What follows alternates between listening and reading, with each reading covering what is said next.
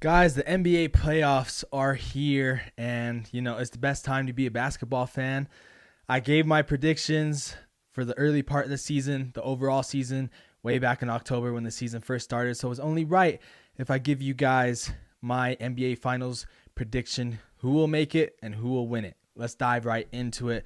You got the two playing games tonight. You got the Cavs versus the Hawks, and then you got the Clippers versus the Pelicans. With Paul George being out, I don't see how the Clippers really win that, even though they have won many games without Paul George. I mean, it's a pick 'em right now on the money line. Right now for the betting apps and everyone that wants to bet on that game, it's a pick 'em, and rightfully so. Unless they had Kawhi Leonard, then I'm sure the Clippers would still be a favorite. But I think the Clippers may get it done. I don't think the Pelicans really have it in them. I think that they weaseled their way into the play-in. Of course, they beat the Lakers, who hasn't this year. So I just don't see how they win that game.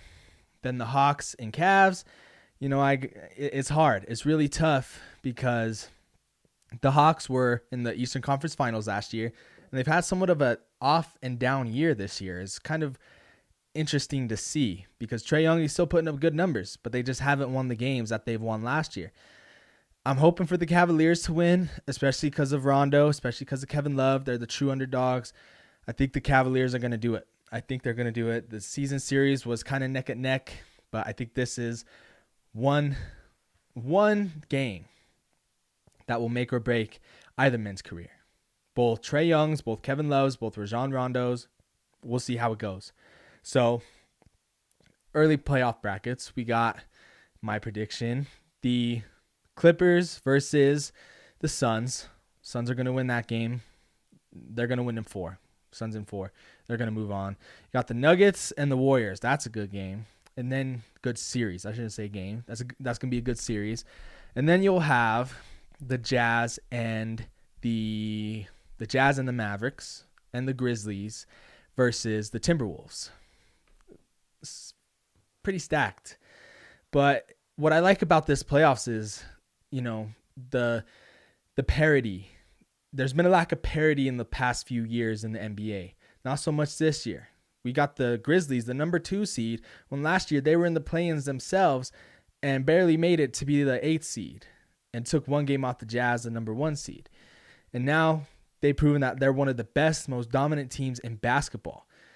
I like the Grizzlies all the way, mainly because they're 20-5 without their best player, and that being John Morant. John Morant, I'm on my Grizzly. That's what J. Cole said in My Life.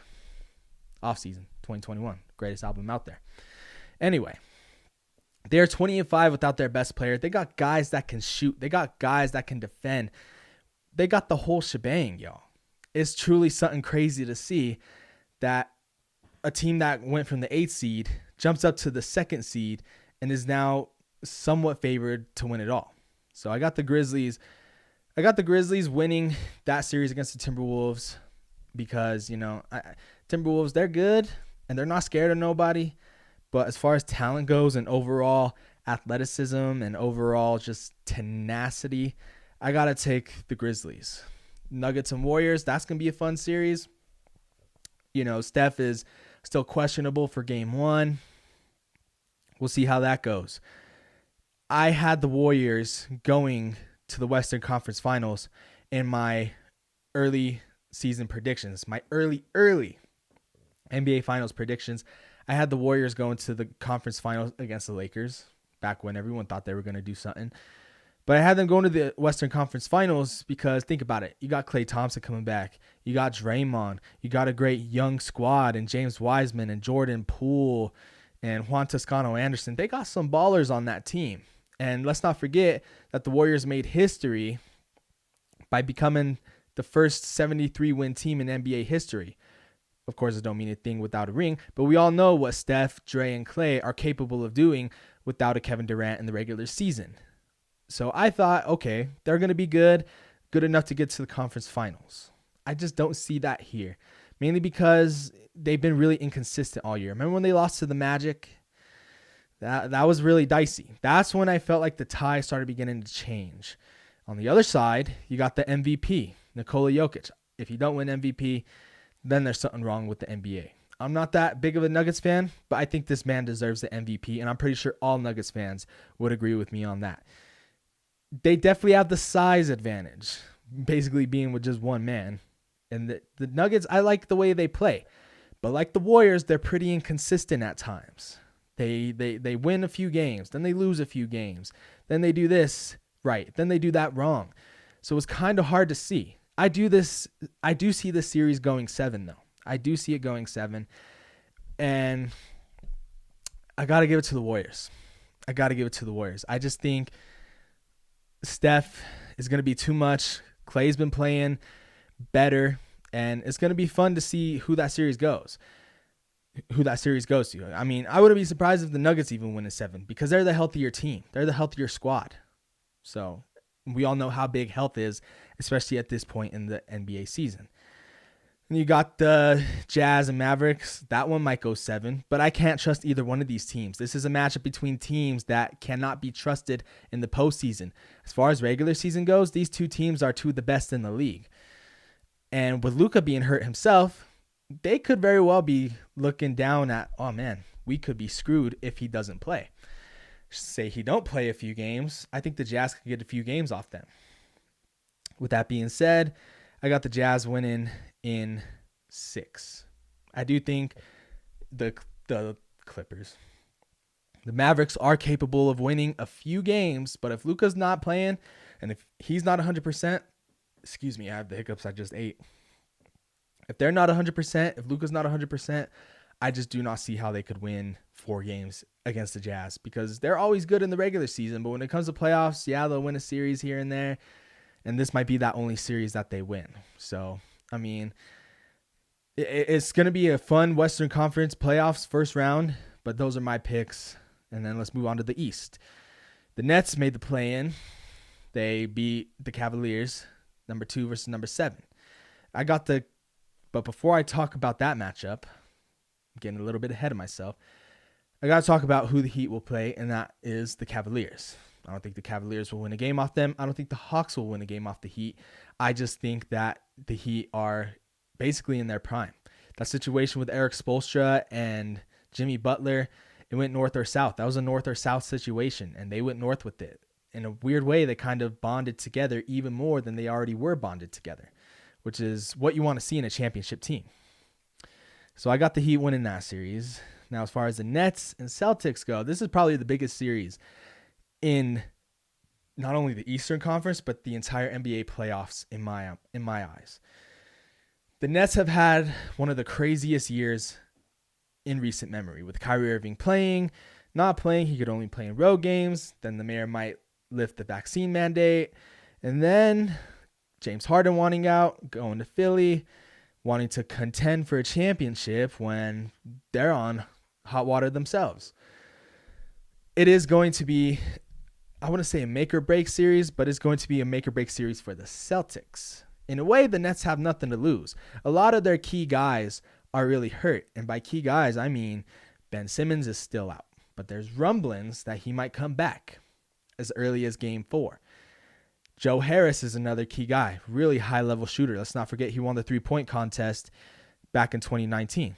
Won it from Steph Curry.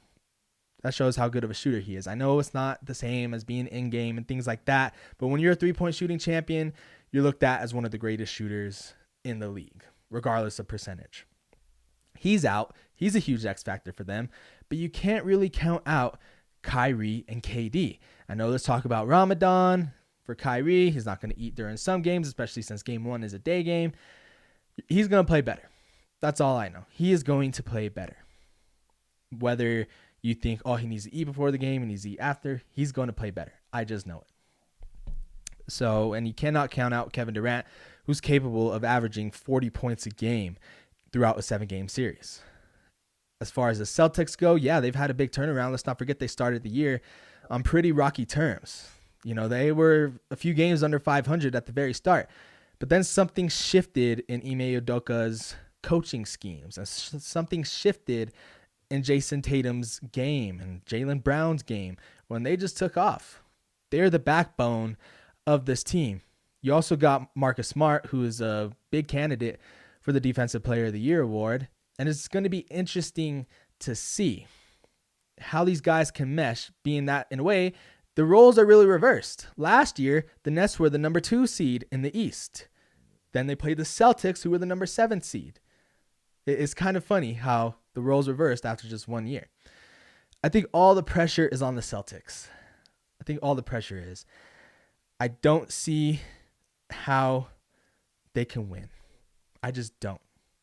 They couldn't beat a one-man show LeBron James. I know they were babies when that series happened 4 years ago, but you got Kevin Durant. You got Kyrie Irving. And when Ben Simmons comes back, he don't even have to average 10 points a game. He just needs to get you stops, rebounds, and facilitate to a point where Kyrie Irving gets open shots, Kevin Durant gets open shots, Patty Mills gets open shots, Cam Thomas gets open shots. That's all he has to do. And when he does do that, the Celtics ain't going to do it. They're not going to win. It would be a major upset. And I just don't see how they win when Ben Simmons comes back. And once these guys get rolling, they get rolling. I'm not saying it's going to be easy. I'm not saying the Nets are going to sweep the Celtics. That's not going to happen. But I do think the Nets win in 7. I think they win in 7. And in fact, I think all the series the Nets win are going to be in either 6 or 7 games. They don't have the firepower that they used to have, albeit their guys being hurt, that, they could win in 4 or 5. They're going to win every series in 6 or 7 games, I feel. You got the Bucks versus the Bulls. I think the Bucks win that in 5. I give the Bulls a game. I say game 3 when home court shifts back to them. They win that game in game 3. But as far as that goes, I think the Bucks are going to be way too much for the Bulls. The Bulls kind of fell off a bit. Let's not forget they were like number 3 in the East for a certain while. I think they were even number 1 in the East. Yeah, they were number 1 in the East in like January, December. And they just fell on bad terms. I ranked number 6, barely escaped the window of going to the play-in. And I just don't see how they could win 4 games against the defending champs. Then we have the Raptors versus the 76ers. Now, I think the 76ers, along with the Suns and the Bucks, are one of the 3 teams that have the most pressure going into the playoffs, as do the Celtics. They're one of the 4 teams in the playoffs that have the most pressure on them, and here's why. James Harden wanted out of Brooklyn so goddamn bad that he wants to contend for a title, and he decided to go to Philadelphia. I know Joel Embiid is a strong candidate for the MVP. He's good. He's putting up great numbers. But they're not going to call, and by there, I mean the referees. The referees are not going to call the same fouls that they've been calling in the regular season. In the postseason, they're going to let him play. And it's all going to be kind of a weird change for us NBA fans because we're going to be like, oh, they would have called that foul. Or how is that not a foul? It's the playoff basketball. They're going to let a few more things go. Unless you're Giannis and you look at him wrong and he's going to the line and shoot 17 free throws a game. But for Joel Embiid, he literally has to fight for every free throw he gets. Thibault can't play in Toronto. And that is huge because he is kind of the third musketeer in this group. In a way, Joel Embiid is all the musketeers on this team because Harden has been playing like dog crap. If they lose, if the 76ers lose to the Raptors, and they can, the season series has been favored toward the Raptors. Pascal Siakam has been averaging many big games against the Sixers. The last game he had against the Sixers was like 38 points. Joel Embiid had like 27. This guy is capable of going off. Fred VanVleet, another guy capable of going off. He's kind of taken Kyle Lowry's role as a leader for the Raptors, him and Siakam, mainly because they were part of the championship team. But I got the Raptors in 7. I don't think Harden has a game over 30 points this entire series. I think he shrinks. He's known to shrink in the playoffs and is only going to prove more here and there. But let me get down to what the actual topic of this video is, and that's why the Nets will go to the NBA Finals. I'm going to cut to the chase a bit. The Nets would play the Bucks in a conference semifinals rematch, literally from the year before. And I just think they have Milwaukee's number. Now, if the refs don't screw the Nets like they do time and time again by blowing ticky-tack fouls for Giannis, then the Nets will win. I think they'll beat the Bucks in 7.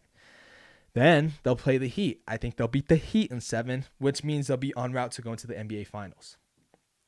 Kyrie Irving's going to stay healthy. Kevin Durant's going to stay healthy. Ben Simmons is going to come back and contribute at a high level. Now, I got the Nets in the East. If I was betting man and if I had a ton of money, I'd probably put like $15K on the Nets to reach the finals. Now in the West, it's going to come down to 2 teams. It's going to come down to the Grizzlies and it's going to come down to the Suns. Suns have had the best record in the NBA. But the Grizzlies, they're starting to come into their own.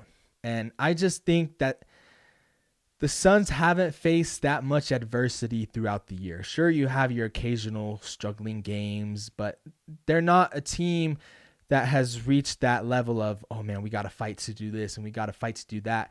They've kind of had some easy games. And that goes without saying that they're just really good. Devin Booker, I think, should be in the top 3 players for an MVP candidate. Chris Paul has been the X factor of that team like he's been everywhere he's went. Just look at the Thunder being a prime example. You got shooters in Cam Johnson. You got shooters in Mikal Bridges. And you got bigs in JaVale McGee. Jay Crowder is another high-level shooter.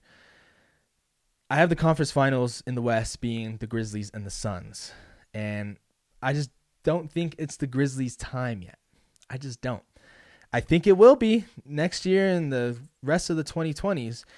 But I just think this is a year where they're going to go to the conference finals. They're going to go and figure out what they're made of.